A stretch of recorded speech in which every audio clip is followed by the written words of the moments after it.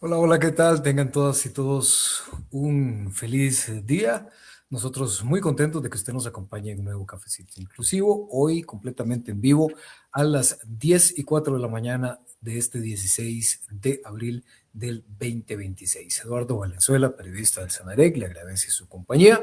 A usted que nos observa en vivo a través del Facebook Live, y si usted está viendo este cafecito en el programa que queda, o la transmisión que queda colgada en Facebook o en nuestro canal de YouTube, en cualquier momento, también las gracias por estar disfrutando de nuestro contenido.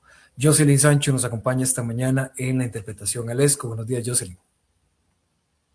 Muy buenos días, Eduardo. Gracias. Carlita Castillo Cordero, buenos días, Carlita, ¿cómo estás?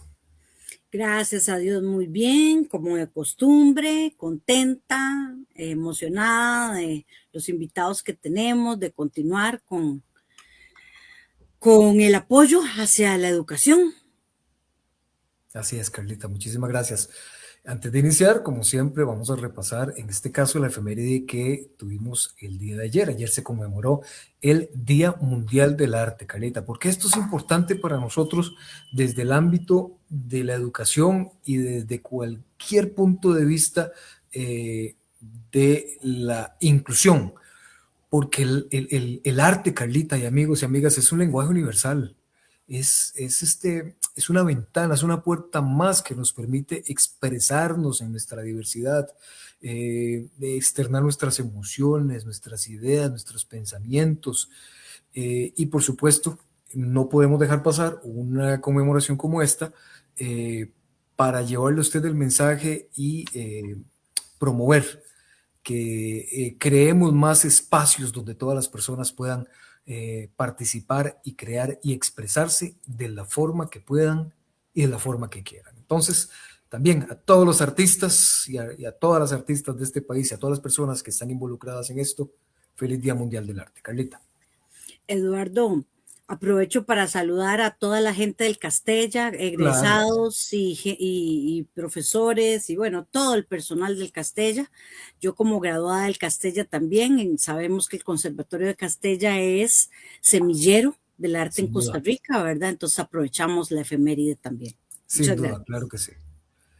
Bien, y invitamos en este momento, entonces ahora sí, valga la redundancia, a nuestra invitada especialísima de esta mañana, la señora Irene Salazar Carvajal, quien también es parte de la familia Senarec, pasó por este, esta institución hace ya algunos añitos, y pues ella es educadora especial, psicóloga, psicopedagoga, y nos apoyó recientemente también con nuestra revista de dificultades específicas del aprendizaje, y con ella vamos a estar conversando esta mañana. Irene, buenos días. Muy buenos días, muy feliz, muy agradecida por la invitación. El Senarec siempre lo llevo en el corazón, ¿verdad? Fue un lugar donde trabajé muy feliz, muy contenta. Y bueno, siempre pendiente del trabajo del Senarec y de todos ustedes. Muchísimas Muchas gracias. gracias. Gracias Gracias a vos. gracias a usted, Irene. Bien, de las estrategias de estudio a las estrategias de aprendizaje. Así titulaste el artículo que nos regalaste, maravilloso artículo para la revista. Muchas gracias. Y justamente queremos repasar algunos de los conceptos que nos presentaste en ese artículo. Entonces, a mí me gustaría, cuando yo leí el artículo, lo primero que vi en el título fue justamente, ok, toda la vida, desde que yo recuerdo, desde que empecé mi vida escolar, digamos, me hablaban de estrategias de estudio, ¿verdad? ¿Cómo diferenciamos esto de una forma muy práctica que todos podamos entender más bien de técnicas de estudio? Era que nos hablaban de técnicas de estudio. ¿Cómo diferenciamos las técnicas de estudio de las técnicas? Bueno, las técnicas de estudio, tal vez si me puedes, gracias. Bueno, las técnicas de estudio, pues siempre han sido de enorme ayuda para el estudiantado. De hecho, pues creo que una de las ¿qué faltas grandes que tenemos o que hemos tenido históricamente ha sido la falta de práctica, de enseñanza por parte de los centros educativos, de las técnicas de estudio, ¿verdad? De hecho, a mí este tema siempre me ha gustado muchísimo y lo he trabajado desde hace muchos años, justamente porque yo necesité esa instrucción, ¿verdad? Explícita en técnicas de estudio.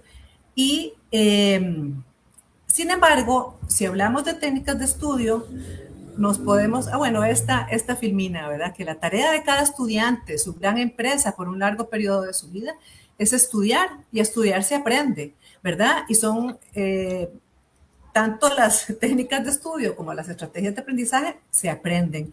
Y nosotros como educadores y educadoras tenemos la tarea, ¿verdad? Es una tarea que nosotros deberíamos de tener muy clara, de que es necesario enseñarle a nuestro estudiantado a estudiar, ¿verdad?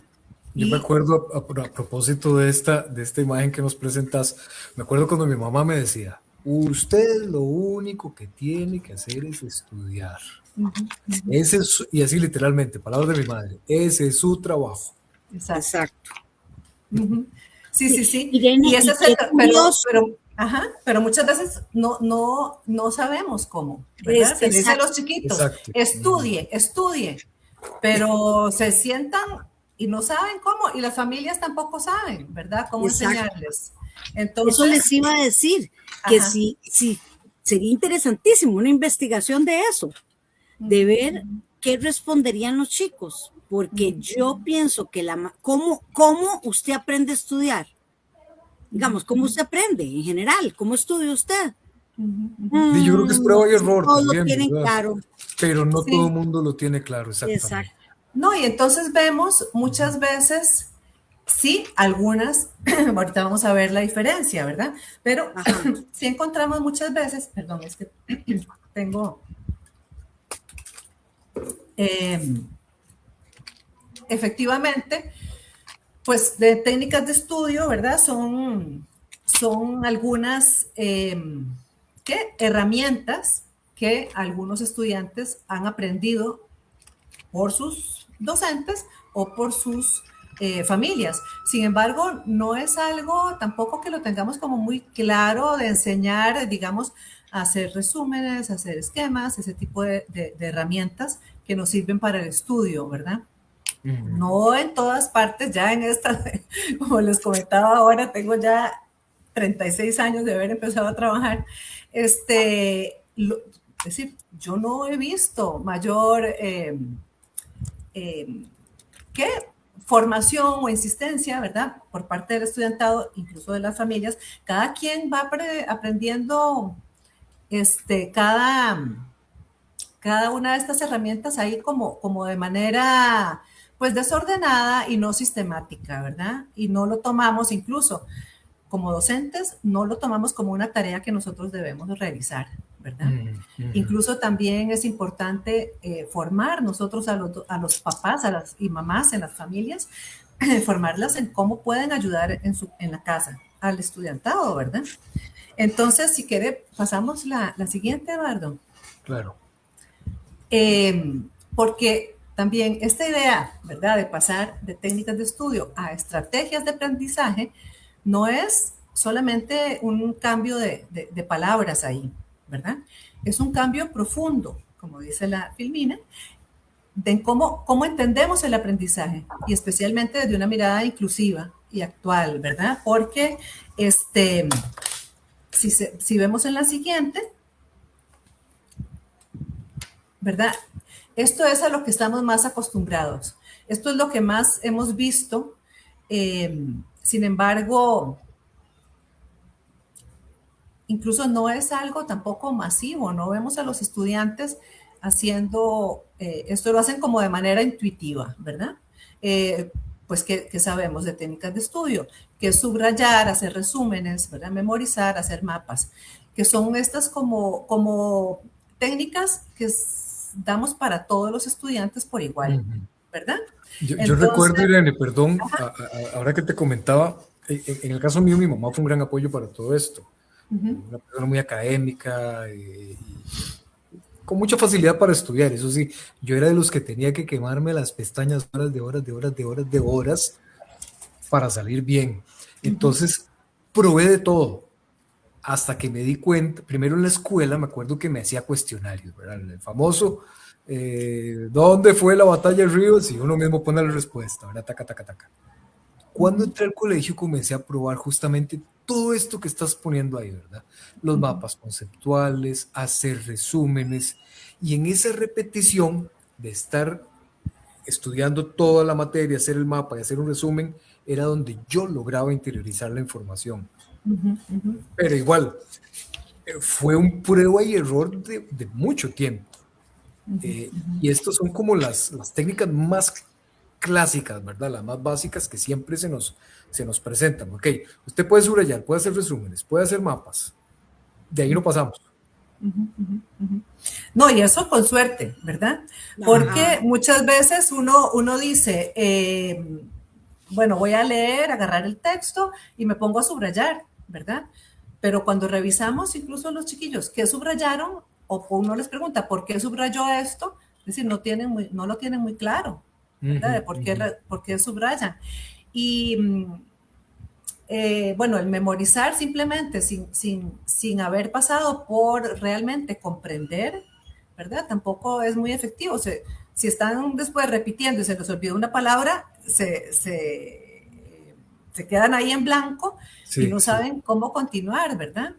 Entonces, y esto sucede también, bueno, porque estas son como recetas, ¿verdad? En general, para todo el mundo, hay algunas que le sirven a unas más personas más que otras, ¿verdad?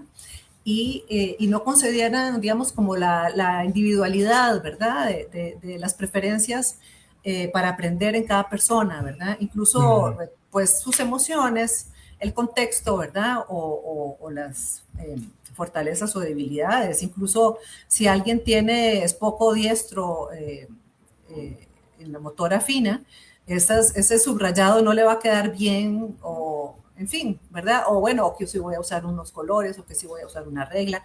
En fin, no es solo subrayar por subrayar y desgraciadamente eso lo vemos muchas veces, ¿verdad? Ujú, Uno ve el claro. texto del chiquito, del muchacho y todo está subrayado y en realidad no tiene mucha claridad. Esto ¿Por ve qué? la página amarilla completa, de arriba hasta abajo. Exacto, ¿verdad? Y uno les dice, bueno, y aquí cuál es la idea principal en este párrafo y no lo tienen claro, ¿verdad? Y menos las ideas secundarias.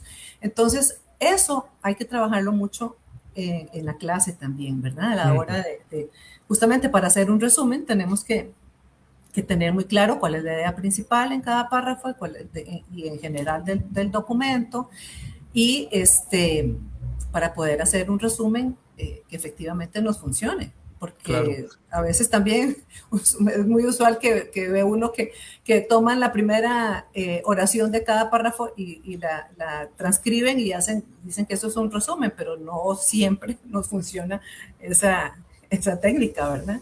Para hacer Ujú. un resumen Básicamente, eficaz. sí, estas técnicas que son las tradicionales, pues sí eh, tienen sus ventajas, Claro. obviamente, Ujú. pero también tienen muchísima limitación sobre todos estos aspectos que son como más de fondo de cada persona, ¿verdad? Exacto, no, por supuesto son muy importantes, son valiosas, son unas herramientas importantísimas, pero sabiendo por qué y sabiendo, ¿verdad? Teniendo una idea más a fondo. Podemos ver tal vez la siguiente, Filvina, ¿verdad? Hoy, ¿qué pasó ahí? Se hizo como pequeñísimo. Qué lástima. Bueno, Sí, esta Filmina, sí, no sé, no entiendo qué habrá pasado porque quedó tan pequeñito. bueno. ¿Qué habría Hay un sucedido? reacomodo ahí, tal vez la plataforma nos hace ese Sí, acomodo ahí. sí, porque bueno, básicamente yo sí lo puedo leer y lástima porque esta es la que nos dice, ¿verdad? O la que hace referencia justamente a las estrategias de aprendizaje, que son mucho más amplias y profundas de lo que estábamos comentando antes, ¿verdad? Que son solamente Ujú. las técnicas de estudio. Las estrategias de aprendizaje ahondan, ¿verdad? En cada estudiante.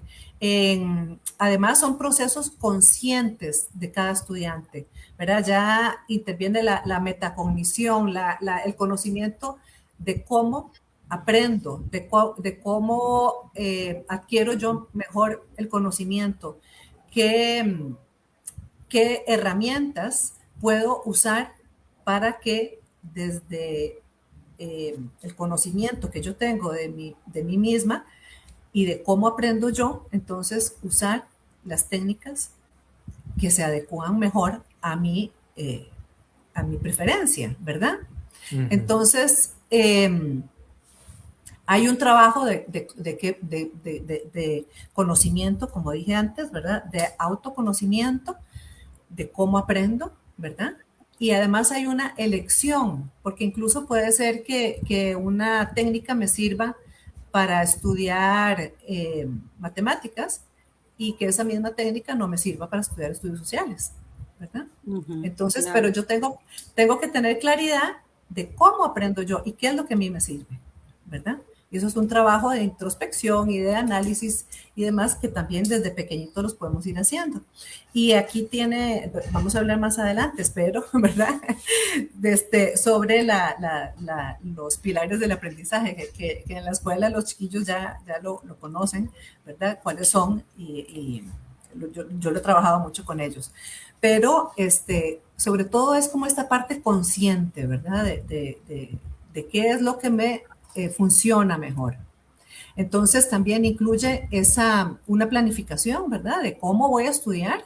Conscientemente yo decido cómo voy a estudiar. Tiene que ver también en esta parte de la autorregulación. Entonces, cómo, si me doy cuenta, si yo estoy dándome cuenta si me está funcionando esto o no, ¿verdad? Poder poner yo los tiempos y la capacidad de autoevaluarme para ver si me está funcionando.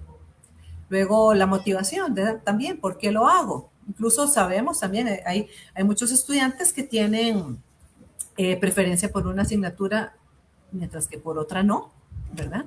Y sabemos también, nos ha pasado a todos y lo hemos visto con nuestros estudiantes que hemos tenido alrededor, que hay asignaturas donde estudian con mucho gusto, porque les apasiona, les gusta, ¿verdad? Y tiene este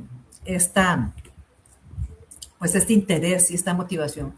Y luego, bueno, el tema de la memoria, ¿verdad?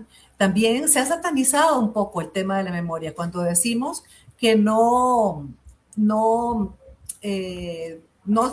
se lo aprende de memoria, ¿verdad? Incluso se ha dejado de practicar también. En las escuelas ya no vemos al estudiantado aprendiéndose poesías o aprendiéndose cosas de memoria. Y es una práctica que no debemos de dejar, ¿verdad? Y, pero comprendiendo. Primero tenemos que entender, ¿verdad? Y luego, pues se nos va a hacer más fácil aprendernos las cosas, pero incluso no es necesario aprendérselas de memoria textualmente, ¿verdad? Eso no tiene ningún sentido, sino la memoria hay que trabajarla también y reforzarla para que la persona sea capaz de luego poner en práctica lo que está recordando, ¿verdad? Sí, que estabas hablando de esta parte de la memoria, ¿verdad? Hay como que, pensaría yo, que habría que tener como ese balance, porque ahora vamos a ver, me acuerdo cuando comenzamos a pasar de ese modelo donde más bien todo era memoria, donde no nos permitían como estudiantes ser tan analíticos, sino eran más bien como loritas, ¿verdad? La fecha de tal y tal cosa, ahí pasó tal otra, todo era muy de memoria. Entonces era muy difícil, voy a decirlo de esta forma, era muy difícil tener un aprendizaje real porque uno lo que sentía era que tenía que recitar todo lo que te estaban dando en clase, ¿verdad? Después a la hora del examen. Sí. Pero si dejamos de entrenar esa función de nuestro cerebro también, lo vamos a atrofiar. No, lo tenemos que... Es necesario. Es más, si no hay memoria, no puede haber tampoco un aprendizaje real. Las cosas tenemos que recordarlas, ¿verdad? Pero recordarlas en el contexto y sabiendo de qué estamos hablando. Por ejemplo, ahora que estamos en abril, ¿verdad? Y que acaba de pasar la celebración del 11 de abril. Entonces, y bueno, y Antitus pasó la del 20 de marzo, ¿verdad? Entonces, vamos, y es frecuentísimo. Encontramos estudiantes que saben decirnos, bueno, el 20 de marzo conmemoramos la batalla de Santa Rosa. Bueno, ¿y dónde estaba Santa Rosa? Y todo, todo lo de la campaña nacional y todo lo demás. Y luego también sabe y salen en el examen súper bien, ¿verdad? De que el 11 de abril conmemoramos la batalla de Rivas y que donde murió Juan Santamaría, nuestro héroe nacional y todo. Y les preguntamos qué relación hay entre la batalla de Santa Rosa y la batalla de Rivas y no tienen ni idea. Eso es a lo que me refiero. Idea, ¿verdad? Y eso, pues eso hace que entonces no tengan un conocimiento real justamente sobre la campaña nacional, ¿verdad? Del 56. Y luego, eso es importante para luego poder hacer relación con otras cosas. Digamos, ahora también afortunadamente, se ha rescatado la batalla de Sardinal, ¿verdad? Y otros eventos de esta campaña tan importante. Y incluso le decimos a los estudiantes, que también todos los chiquitillos, a los de kinder saben que se luchó contra los filibusteros y no trabajamos sobre el significado de filibustero. No sabemos qué es un filibustero, sí, ¿verdad? Entonces, claro. Y bueno, incluso para el 15 de septiembre, ese himno tan precioso que tenemos, ¿verdad? Para celebrar la independencia, tiene una gran cantidad de palabras que son de difícil comprensión, ¿verdad? Y no las trabajamos en el aula. Los chiquitos se aprenden de memoria el himno del 15 de septiembre y no saben qué están diciendo. Literalmente como loritas. Exacto. Y claro, emociona y es un himno precioso y nos emociona, ¿verdad? Pero en general no hay mayor comprensión de lo que estamos cantando, ¿verdad? Porque no se trabaja los términos que tiene el himno, el vocabulario, que eso es necesarísimo conocerlo para que haya una comprensión, ¿verdad?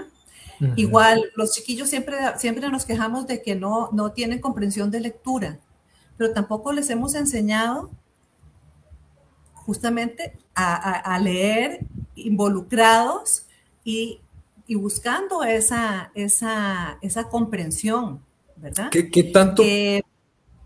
En esta parte justamente que estamos hablando de esas estrategias que nos permitan trabajar esa parte de la comprensión, ¿qué tan importante es el DUA? Ah, sí. Bueno, el DUA, antes de pasar a eso, Eduardo, quisiera ver la Filmina 6, que es donde están las diferencias, la comparación entre perfecto. Técnicas de estudio y estrategia, y vamos a hablar de DUA, que es fundamental, ¿verdad? Entonces aquí está como claramente, las técnicas de estudio son herramientas, mientras que las estrategias de aprendizaje son procesos, ¿verdad? Las técnicas de estudio son iguales para todos, se enfocan en hacer y pueden ser mecánicas, ¿verdad? Mientras que las estrategias de aprendizaje se adaptan a cada estudiante, se enfocan en pensar sobre cómo aprender, ¿verdad? Ese trabajo de metacognición. Son conscientes y reflexivas y hay una participación activa, ¿verdad? Que eso es fundamental también para que haya aprendizaje, además de atención y concentración, que es el primer pilar del aprendizaje. El segundo pilar del aprendizaje es el compromiso activo en ese aprendizaje. Si el estudiantado no es consciente, reflexivo y está participando, es muy difícil que haya aprendizaje, ¿verdad? Entonces, bueno, ahí está un pequeño ejemplo, ¿verdad? La técnica, subrayar un texto, la estrategia, decidir qué subrayar, por qué, cómo usarlo después, y si realmente esto me está ayudando a comprender. Y entonces, ahora con lo que me preguntabas, Eduardo, del DUA, cuando, a ver, es que hay muchísimos ejemplos, ¿verdad?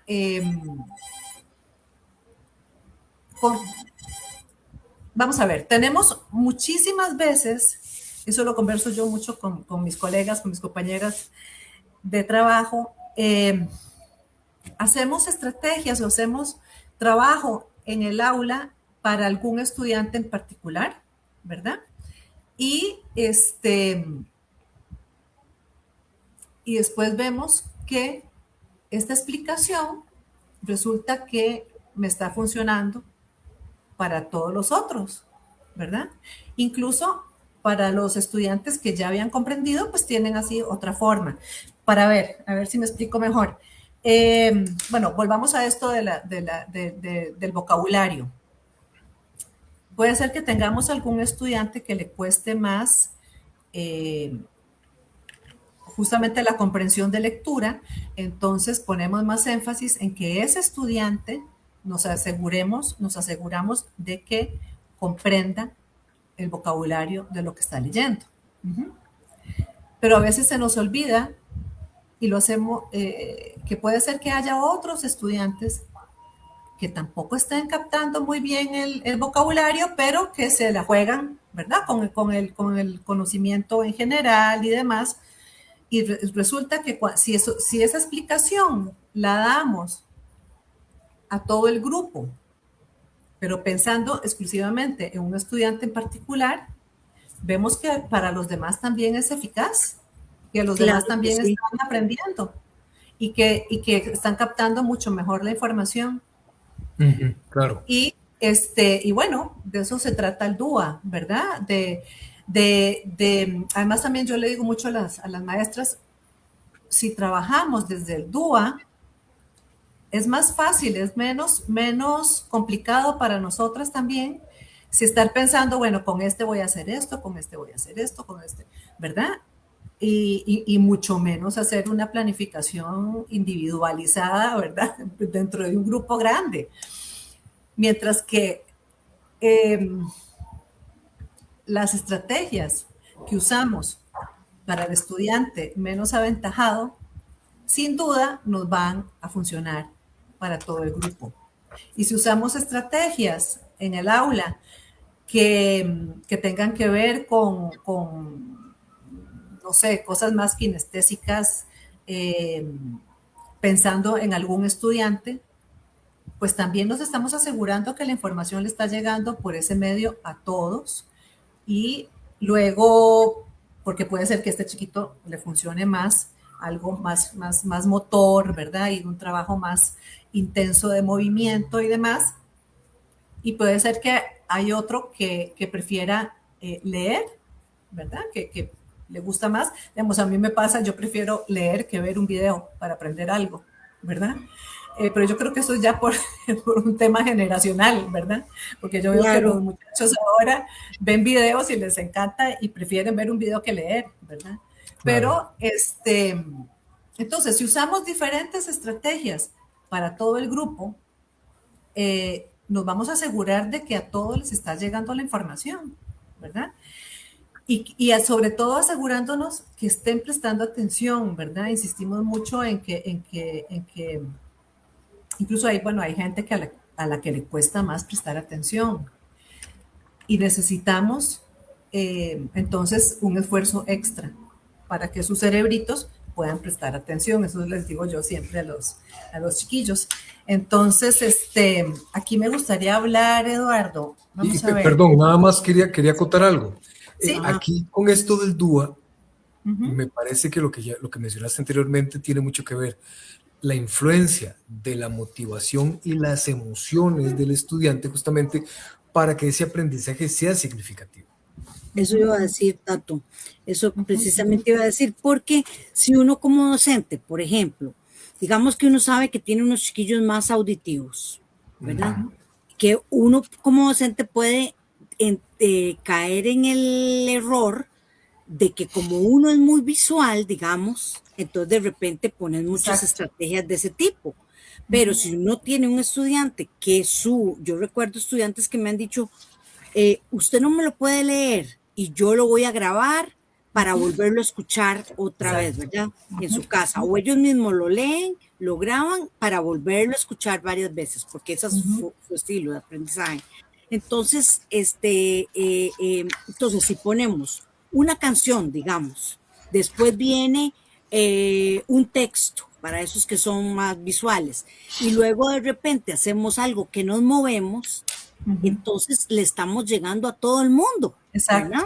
Estamos llegando a todos y además dejémonos de bromas. La clase es mucho más entretenida. Exacto. ¿Verdad? Porque entonces de repente no solo estoy sentado, sino que hago algo y todo el mundo va, el que ya captó, digamos que pusimos la canción de primero, él ya captó, pero ahí hay otros que no captaron todavía. Exacto. Entonces, ¿qué pasa con esa otra actividad, que es lo que decía Irene?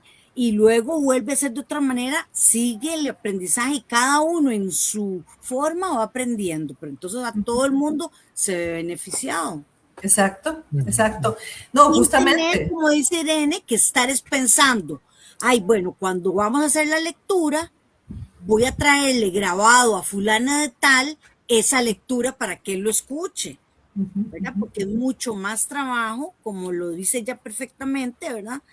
Y también de ahí, que amarrando con lo que decía Eduardo de la motivación, obviamente cuando uno conoce a los estudiantes, uno va a escoger, digamos que el tema de ellos, que son adolescentes, digamos, entonces es un grupo que uno ve que en general les encanta, toda esa música que no me gusta a mí, pero a ellos les gusta, ¿verdad? Sí.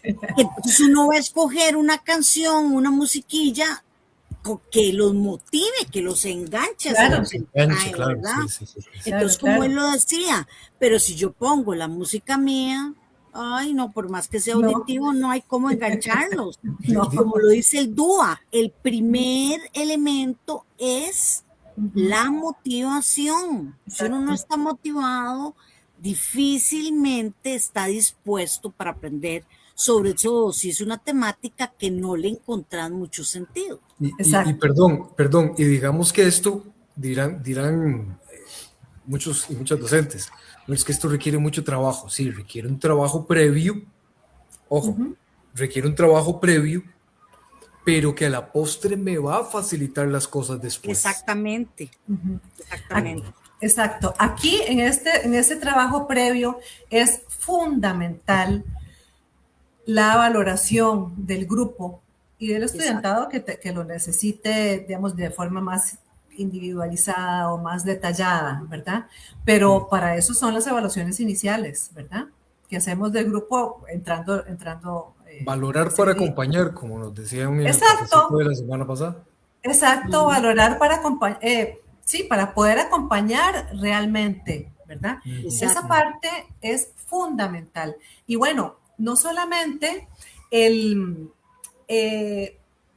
este trabajo que les decía que yo tengo que aprender a conocerme y saber cómo aprendo yo y tal, pero eso es guiado por mi docente, ¿verdad?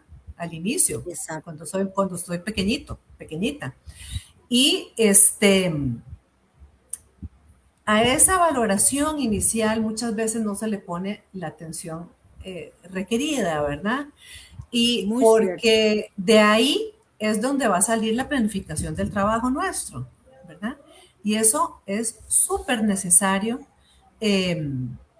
tenerlo claro. Además, yo no sé, yo tengo un tema, ¿verdad? También con esto, yo no entiendo cómo puede haber gente que vende y compra planeamientos, ¿verdad? Ese es un tema que a mí me pone así, pero desgraciadamente sucede y, por Dios, el planeamiento es para el grupo que tengo, ¿verdad? Claro. Y sale el planeamiento justamente por esa valoración que hicimos de nuestro grupo. Y con base en esa valoración, pues voy a planear qué hacer y que no puede ser que yo tome un planeamiento de alguien que incluso pues ni siquiera es de mi región y en fin, pero bueno, ese es otro pleito, ¿verdad? Pero sí, vemos eso, traigo esto a colación justamente por el tema de que no se le da la seriedad que tiene a esa evaluación, a esa valoración que tenemos que hacer del grupo y del contexto del estudiantado, incluso de las familias, ¿verdad? Claro. Claro, También porque necesitamos saber cuál es el entorno en el que está nuestro estudiante para poder entonces saber qué esperar o qué pedir, ¿verdad? Porque también, desgraciadamente, aún hay gente que no, familias que donde alguno o la mamá o el papá no sabe leer y escribir y muchas veces les mandamos mensajes por escritos y esa persona, ¿verdad? O ahora que se usa tanto el WhatsApp, los grupos de WhatsApp de los centros, de los grupos, yo tengo que conocer todo eso, ¿verdad? Tengo que conocer bien el entorno y ver bien las condiciones del estudiantado para poder planificar mis clases y hacerlas más fluidas y todo esto que hablaba Carla, ¿verdad? Bueno, y ahora que hablaban, perdón, que iniciaban ustedes con el día de la celebración del Día del Arte, ¿verdad? El arte es pues yo no diría que es una herramienta, yo diría que no, es algo fundamental en la vida, ¿verdad? exacto. Es vital y es un apoyo enorme en nuestras clases. Y, y tampoco a veces le damos la importancia que tiene, ¿verdad? No solo en la parte lúdica, emotiva, de motivación, sino también en el desarrollo del cerebro, ¿verdad? Un Claro, estudiante, un niño, una niña que están acostumbrados a escuchar música, que saben distinguir un ritmo de otro o que tienen... se les ha ofrecido la oportunidad de expresarse por medio de la pintura o incluso de la escritura también, que no muchas veces no le damos tan... Esperamos simplemente que el chiquito redacte, la chiquita, y revisamos la ortografía y nos quedamos ahí, ¿verdad? Cuando la producción textual viene a ser también una expresión artística que además está aportando y además es producto y aporta también a todo este tema de aprender bien y de adquirir los conocimientos que conoce pues del cantón, que conoce del país, que conoce del mundo, que conoce de animales, de plantas, de música, de diferentes, como dije antes, de ritmos para bailar y demás, va a tener muchísima más información para hacer conexiones entre temas, para comprender entonces cosas nuevas, ¿verdad? Donde el aprendizaje entonces se basa, va a tener muy buenas bases, ¿verdad? Para luego ir eh, pues ampliándose y además, ahora que hablaba de la producción textual, entonces esa persona va a tener mucha más información para poder hacer una producción textual rica, ¿verdad? Claro. exacto. Eh, ya propiamente recordando el tema de la revista, o el público meta, digamos, de la revista, ¿qué retos entonces podríamos tal vez resumir enfrentan las personas estudiantes que tienen dificultades específicas del aprendizaje cuando únicamente les enseñamos técnicas de estudio y no estrategias? Bueno, especialmente esta es una población que requiere todavía más atención y yo esperaría que las docentes de apoyo, colegas, tengamos como esa claridad y trabajemos más intensamente y de forma con más énfasis en este tema con el estudiantado con dificultades específicas del aprendizaje, ¿verdad? Que Claro, efectivamente se va a ver beneficiado de conocer de qué manera puede aprender mejor, qué técnicas le sirven más, que la familia esté enterada, la familia hay que incorporarla en este tema, porque es quien da apoyo en el hogar, ¿verdad? claro, claro, Entonces, definitivamente. hay unas filminas al final también sobre Entonces dime hasta dónde nos vamos y nos vamos para allá. Sí, ¿cuánto tiempito tenemos? Nos quedan unos 20 minutitos. Ok. Entonces, sí, digamos, podemos ver la filmina 15, Eduardo, porfa. Claro, con mucho gusto. Porque este tema que ya mencionaba de los pilares del aprendizaje, a mí me ha dado muchísima claridad. Incluso esto yo lo he trabajado con los estudiantes, ¿verdad? Desde los pequeñitos, desde el preescolar hasta sexto grado, ¿verdad? Para que comprendan cómo aprenden. Porque para saber qué estrategias tenemos que usar, tenemos que tener muy claro cómo aprendemos, ¿verdad? Cómo se adquiere el conocimiento, cómo se adquiere el aprendizaje. Y como dije antes, lo primero es prestar atención y concentración. Y esto es amplísimo, y tiene que ver con lo que decía Carla, con la motivación, ¿verdad? Con la motivación, con el ambiente, ¿verdad? Un ambiente tranquilo, ordenado. Incluso muchas veces les pido a los estudiantes que limpien el pupitre para que se puedan concentrar en la explicación que se está dando, ¿verdad? Incluso que pongan las manitas en el escritorio, porque a veces tienen las manitas metidas jugando con algo ¿verdad? Debajo del pupitre. Tienes toda la razón. Sí, entonces, y el cerebro, aunque ahora está como de moda, lo he visto, el de ser multitasking, no sé cuánto, ¿verdad? El cerebro no puede hacer dos cosas al mismo tiempo, ¿verdad? A menos que sean ya algún conocimiento mecánico, ¿verdad? Acuérdense cuando estaban aprendiendo a andar en bicicleta o a nadar,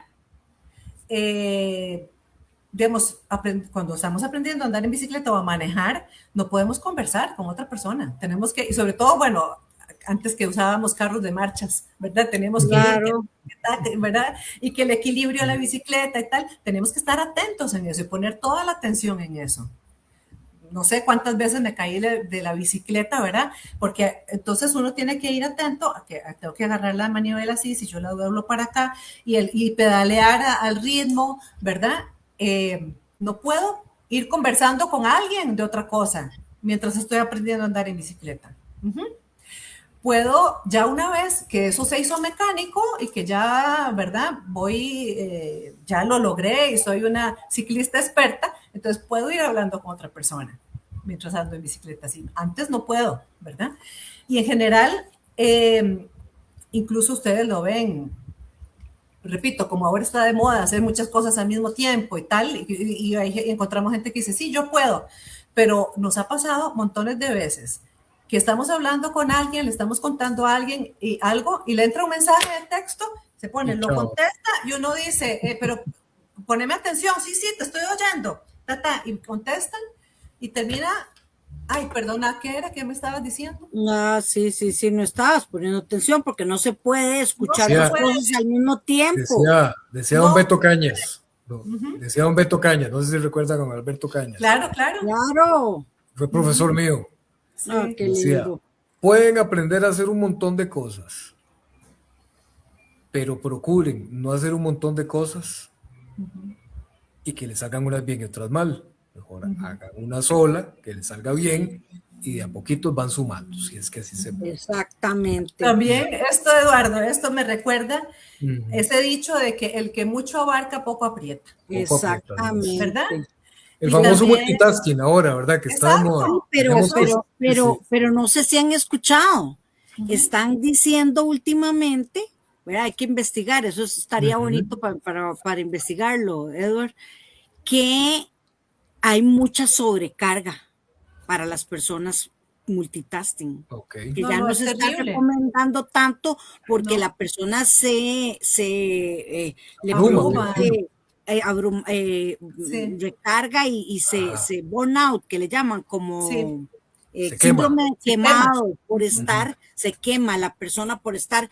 Claro, el ser humano no fue creado para eso. No, y además para el cerebro es muy pesado y es agotador y no se puede. Entonces ahora también recuerdo Otra frase que usaba una señora Maud Kurling, que daba unos cursos, fue profesora mía de alemán, pero ella también da otros cursos ahí de, no sé, temas de ser mejor y tener una mejor vida y bienestar y demás. Ella también dice, si lavo tazas, lavo tazas. Claro.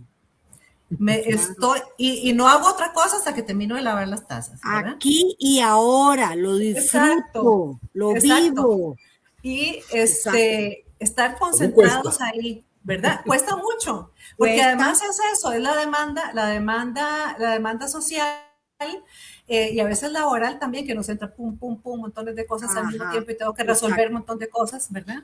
Y perdón, y hubo un tiempo que nos vendieron, y por ahí está Marianita, nuestra creativa, nuestra diseñadora gráfica, a los que digamos de alguna u otra forma trabajamos en el área creativa, nos vendieron la idea de que una persona que tenía la mente muy creativa hacía 1000 cosas a la vez. Exacto. Entonces empezás A y lo dejas botado porque comenzás a hacer J. Sí. Y cuando vas a la mitad de J lo dejas porque seguís con H. Y al final se te hace un zambrote, entonces decían, no, es que eso es característica de una mente brillante. Sí. No. Hay gente que lo hace mejor que otra, sin duda, pero no es tan bueno tampoco. Sí. Vamos a ver, en la 18, porque, bueno, esto de la atención podemos hablar muchísimo, ¿verdad? De esto. Después está el compromiso activo, que ya lo mencioné. Igual, de nuevo, acá está también la motivación, ¿verdad? Y además el interés. Otra cosa con esto de la atención y el compromiso activo, que están juntos, que están relacionados, el estudiante le pone más atención a lo que se da cuenta que al docente le interesa o que a su familia le interesa. Yo presto atención a lo que usted le presta atención, ¿verdad? Entonces, si ven que en la casa les interesa y les preguntan es decir, los estudiantes van a prestar más atención en ese tema porque se ven motivados, ¿verdad? La motivación extrínseca alrededor de esto, de ese tema en particular. Si un estudiante si es pasivo, le va a costar muchísimo aprender. Sí, por no decir que no aprende, ¿verdad? Si no se involucra en lo que está aprendiendo, ¿verdad? Claro.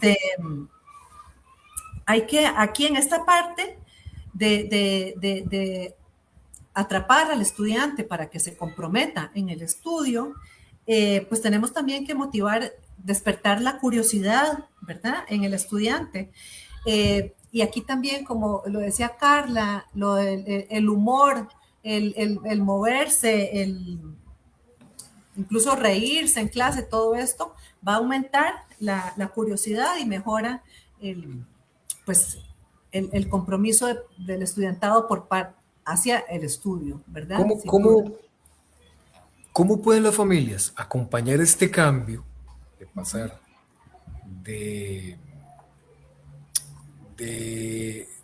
pasar hacia las estrategias que sean realmente efectivas sin sentirse abrumadas, ¿verdad? Porque no es lo mismo enseñar esas 4 o 5 técnicas básicas que pasar a esto que nos lleva a una interiorización mucho más profunda del contexto, el sentir y todo lo que tiene que ver ya más personalmente con cada chico y cada chica.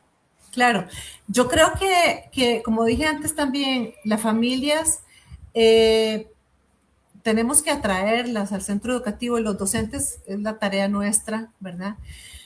Yo siempre digo, como a veces nos quejamos de que las familias no colaboran mucho o que no se acercan mucho al centro educativo, pero literalmente tenemos un portón y un guarda, ¿verdad? Que no los deja entrar, por ponerlo más gráfico imposible, ¿verdad? Por supuesto, no podemos también dejar abierto que entren y salgan a todo en cualquier momento. Entonces, pues hay citas y demás. Eso fue como nada más como para poner una imagen, ¿verdad? Pero a las familias tenemos que atraerlas.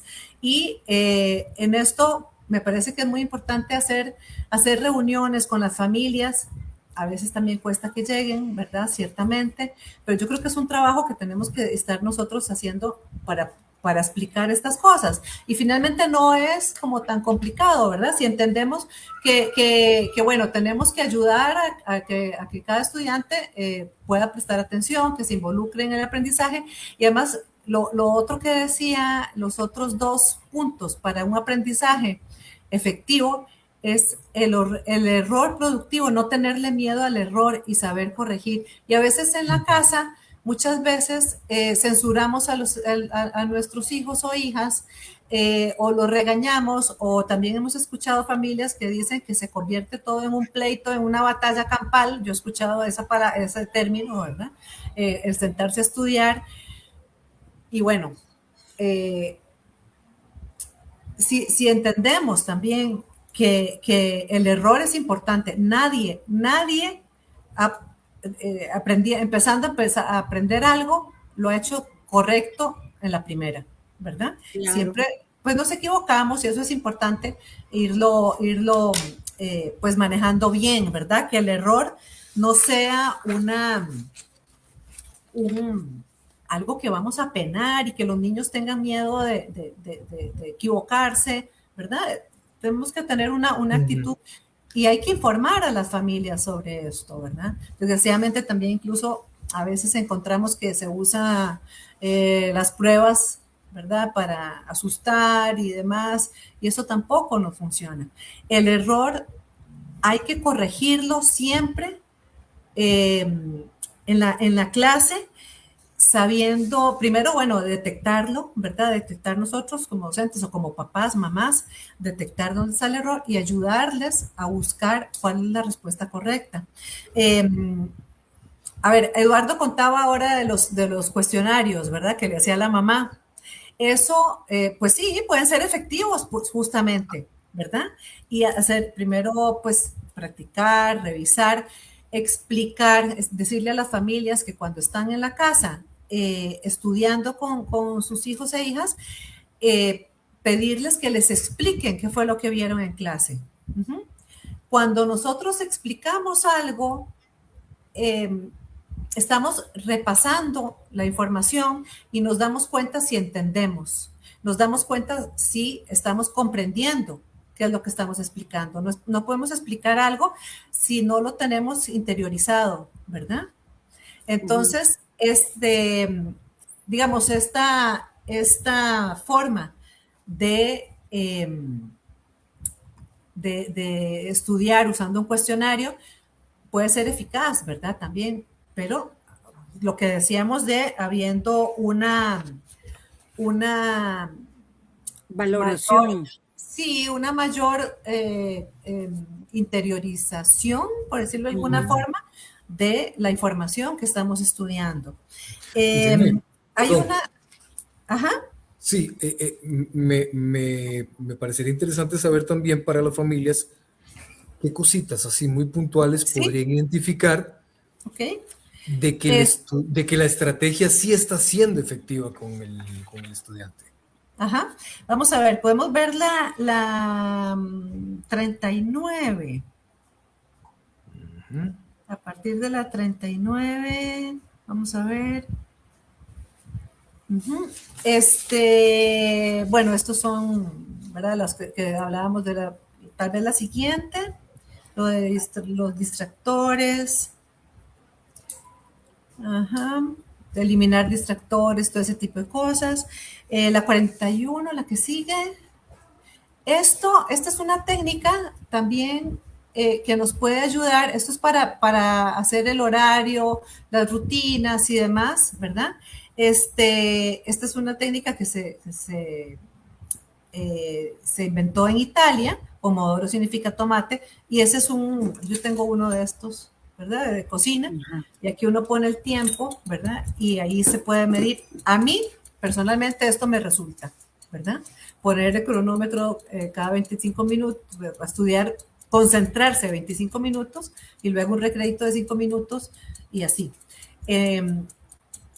Ahora, cuando logramos, más adelante hay algunas cosas también más prácticas que se pueden hacer en el hogar, pero bueno, con la pregunta de Eduardo, ¿cómo nos damos cuenta si está funcionando esto? Cuando justamente le pedimos al estudiante, al niño o la niña, que nos explique justamente si está lo que está estudiando o que resuelva alguna cosa y vemos que si lo maneja, ¿verdad? Pues es una señal evidente de que está comprendiendo. Antes de eso, tiene que haber toda esta ese orden y en el estudio y estas estrategias, digamos, en esta filmina, ¿verdad? Eso es una forma para estudiar en bloque, digamos, estudiar español y estudiar en otro bloque español, después en la segunda hora, ir cambiando ahí, ¿verdad? Los temas a estudiar. Bueno, los descansos, ¿verdad? Entre una y otra, en otro tema, cuando estamos estudiando, hay que levantarse, ir al baño, no sé, tomar agua, alguna cosa así, dar un vueltín, que esto ayuda a despejarse y después otra vez ayudar a concentrarse, ¿verdad?, en el siguiente bloque de estudio. Bueno, esto es muy importante, ¿verdad? Cada vez que se sienten a estudiar con sus hijos o hijas, bueno, ¿qué vamos a estudiar, verdad? Vamos a ver qué temas vamos a estudiar y de qué manera lo vamos a estudiar, ¿verdad? Y empezar cada sesión con un repaso general y luego entrar ya más a fondo en cada materia. A los estudiantes, ahora que me preguntaban también, para los estudiantes con dificultades específicas del aprendizaje, necesitan muchísimo el orden, ¿verdad? Muchísima la manera de personal, ¿verdad? Para adquirir cada aprendizaje, las prácticas, digamos, si estamos estudiando matemáticas, estudios sociales, lo que sea, de qué manera vamos a estudiar, ¿verdad? En la casa. Irenita, una cosa que me parece muy importante es que no podemos llegar a esos 25 minutos si un chiquito está en primer grado, por ejemplo, de la noche a la mañana, ¿verdad? Sí, tenemos que ir aumentando eso poquito a poco y tampoco podemos dejar no se vale, o sea, menos con chicos con dificultades específicas del aprendizaje. Dejarla estudiada para el domingo en la tarde para que empiece el lunes el examen, o sea, ¿verdad? No, eso no, sin duda. Por eso también los horarios, ¿verdad? Exacto. Para que sea constante. Todas las semanas estamos repasando la materia, un poco como para enfatizar lo que vos estás diciendo. Todas las semanas tenemos periodos de ir enseñando a ese estudiante a sentarse a estudiar, ¿verdad? Para ir ampliando esos hábitos, porque si los dejamos para el domingo cada vez que hay exámenes, sí, ¿no? Es una batalla campal, como dijiste vos. Exacto. Eduardo, en la 43, ¿verdad? Nos habla de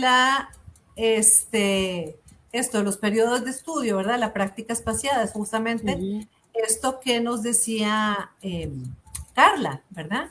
Bueno, este autor, él propone que si falta una semana para la prueba, digamos, por ejemplo, tenemos que estudiar todos los días, ¿verdad? El espacio entre repasos es diario si tenemos una semana para hacer la prueba. Si la prueba es dentro de 2 meses, tenemos que estudiar todas las semanas, ¿verdad? Un periodo semanal. Y si la prueba ya es dentro de 1 año, ¿verdad? Ya para gente más grande y demás, pues una vez al mes tenemos que repasar, ¿verdad? Porque esto es fundamental para consolidar el aprendizaje, que es el cuarto pilar, ¿verdad? Del aprendizaje. Es la consolidación. Y para que se consolide el aprendizaje, tenemos justamente que hacer estos repasos, ya sea diarios o semanales o mensuales, si realmente queremos que el aprendizaje se nos quede en la memoria a largo plazo, no la memoria de trabajo, que también es muy, muy importante, ¿verdad? Esta, también para que se consolide el aprendizaje, que muchas veces es algo que yo he visto que las familias menosprecian, el sueño. Los estudiantes, Exacto. los niños o los jóvenes tienen que dormir. Especialmente los adolescentes tienen muy malos hábitos de sueño, muy malos Sí. hábitos. Y es en el periodo de vida donde los estudiantes tienen que dormir mejor, ¿verdad? Exactamente, exactamente. Durante el sueño se segrega la hormona de crecimiento y, y además se repasa, el cerebro repasa todo lo que pasó durante el día. Y ahí nos ayuda a consolidar el aprendizaje. Un estudiante no puede llegar a clase sin haber dormido, ¿verdad? Porque pasó estudiando toda la noche de un solo. Eso no puede ser, ¿verdad? Hace poco leí que justamente la hormona de crecimiento se activa en su punto máximo, a partir de las 10 de la noche. Sí, imagínate. En adultos a los 11. Ajá. Que aún nosotros tenemos claro, hormona de crecimiento. Chiquillos que a las 11, medianoche, están ahí pegados con el celular, con la tablet. Exacto, fatal. Bien, tenemos que ir cerrando. Tenemos que ir cerrando, ya el tiempo nos gana. Invitarles muy rápidamente al cafecito la próxima semana. Tenemos un tema muy, muy, muy significativo. Vamos a estar hablando con dos compañeras del Centro de Apoyos Infanto-Juvenil del Hospital Calderón Guardia y la fundadora y una representante de Proyecto Daniel. Con ellas vamos a estar hablando de, le hemos puesto este programa Educando Juntos, resignificando el abordaje integral de personas estudiantes con diagnóstico de cáncer en centros educativos. Un tema muy sensible, muy importante, creo que también poco tratado, y pues con ellas vamos a estar abordándolo la próxima semana. Acabamos de colocar en nuestro perfil, ahí en los comentarios de esta transmisión, el enlace para que usted descargue la revista de dificultades específicas del aprendizaje, justamente donde podrán ver el artículo completo de Irene sobre este tema que estuvimos viendo hoy, así como otro montón de artículos, riquísimos, con una calidad profesional muy, muy importante. Irene, corrimos un poquito, evidentemente es muy difícil en una hora abarcar toda la información que teníamos para esta mañana, pero los comentarios han sido una maravilla. Si tenés chance para que los veas ahora más tardito. Muchas gracias. Porque definitivamente hemos aprendido muchísimo con vos. Te agradecemos mucho. No, muchas gracias. En este cafecito. No, muchísimas gracias a ustedes. Y bueno, yo podría decirle tanto a los docentes, colegas docentes, como a las familias, que investiguen y trabajen sobre cómo aprendemos, cómo nuestros cerebros aprenden, ¿verdad? Eso es fundamental que lo sepamos, porque si pretendemos enseñar, necesitamos saber cómo aprendemos, ¿verdad? ¿Cómo enseñamos a aprender? Exacto. ¿Verdad? Y eso, yo creo que esa es una tarea inherente a nuestra labor básica. Eso es lo que nosotros tenemos que hacer. Nosotros trabajamos con los cerebritos, con los cerebros que están en formación, ¿verdad? Y tenemos que estar muy claros de eso, ¿verdad? Y justamente prestar atención, a la concentración, al compromiso activo, a la consolidación, cómo se consolida el aprendizaje, ¿verdad? Para resaltar justamente esto que nos preguntaba Eduardo, cómo nos aseguramos de que el estudiante está logrando los aprendizajes. Muy bien. Ella es Irene Salazar Carvajal, educadora especial, psicóloga y también psicopedagoga, con quien estuvimos conversando esta mañana del tema de las estrategias de estudio a las estrategias de aprendizaje. Carlita Castillo Cordero nos acompañó esta mañana, Jocelyn Sancho en interpretación Alesco y Eduardo Valenzuela, también muy agradecido por su compañía. Recuerde que este cafecito quedará durante un mes acá en nuestro perfil de Facebook. Posteriormente usted podrá disfrutarlo y 228 cafecitos más en nuestro canal de YouTube. Si Dios lo permite, nos reencontramos el próximo jueves a las 10 de la mañana. Que pase un lindo día. Gracias por habernos acompañado. Chao. Muchas gracias. Chao. Gracias. Saludos.